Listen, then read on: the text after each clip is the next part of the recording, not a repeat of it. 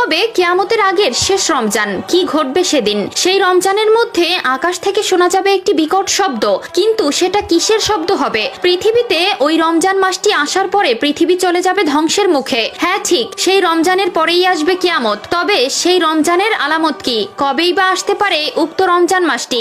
গবেষকরা কিভাবে নিশ্চিত হবে যে এটাই শেষ রমজান? প্রিয় দর্শক, আপনি একজন মুসলিম হলে ভিডিওটাকে কখনোই এড়িয়ে যাবেন না এবং ছড়িয়ে দিবেন সকল মুসলিম ভাই ও বোনদের মধ্যে।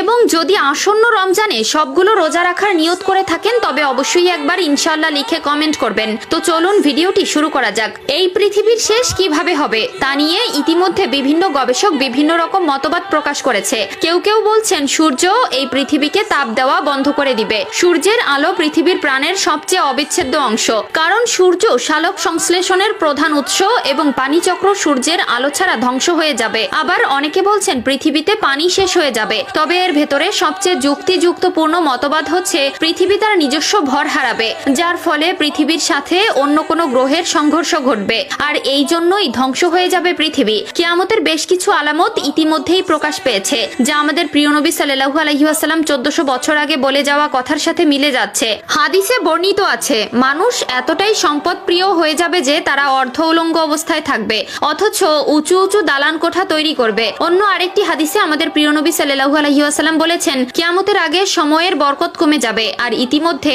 এই সকল আলামত প্রকাশ পেতে শুরু করেছে। প্রিয় দর্শক, চলুন জেনে আসি কিয়ামতের আগে শেষ রমজান কেমন হবে, আর এটাই যে শেষ রমজান তা কিভাবে গবেষকরা বুঝতে পারবে। কিয়ামতের আগের রমজানে এক বিশেষ নিদর্শন দেখা যাবে। আকাশে বিকট জোরে শব্দ হবে, যাতে করে 100 জনের ভেতর 70 জন মানুষ বধির হয়ে যাবে, অর্থাৎ তারা আর কানে শুনতে পাবে না। নুহাইবুন হাম্মাদ তার কিতাবুল ফিতানের একটি হাদিসে বলেছেন, একবার নবী করিম সাল্লাল্লাহু আলাইহি ওয়াসাল্লাম বলেছেন, কিয়ামতের আগে যে রমজান আসবে তখন সেই রমজানের ভেতরে যে কোনো একদিন তারা বিকট জোরে শব্দ শুনতে পাবে। এই আওয়াজ এতটাই রহস্যময় এবং ভয়ঙ্কর হবে যে মানুষ এবং অন্যান্য প্রাণীরা ভয়ে আর এক সপ্তাহের বেশি ঘর থেকে বের হবে না, এবং পৃথিবীর সকল গবেষকরা এই আওয়াজের উৎস খোঁজার চেষ্টা করবে, কিন্তু তারা সেই আওয়াজের কোনো প্রকার কোনো উৎস খুঁজে পাবে না। সেই রমজানের পর থেকেই মানুষ তাদের খাদ্য চাহিদা পূরণ করার জন্য আগামী 1 বছরের খাবার জমা করে রাখবে, কারণ সেই বিকট আওয়াজের পরে পৃথিবীতে আর কোনো রকম কোনো ফসল হবে না, মানুষ অনাহারে থাকবে ও ব্যাপক দুর্ভিক্ষ দেখা যাবে।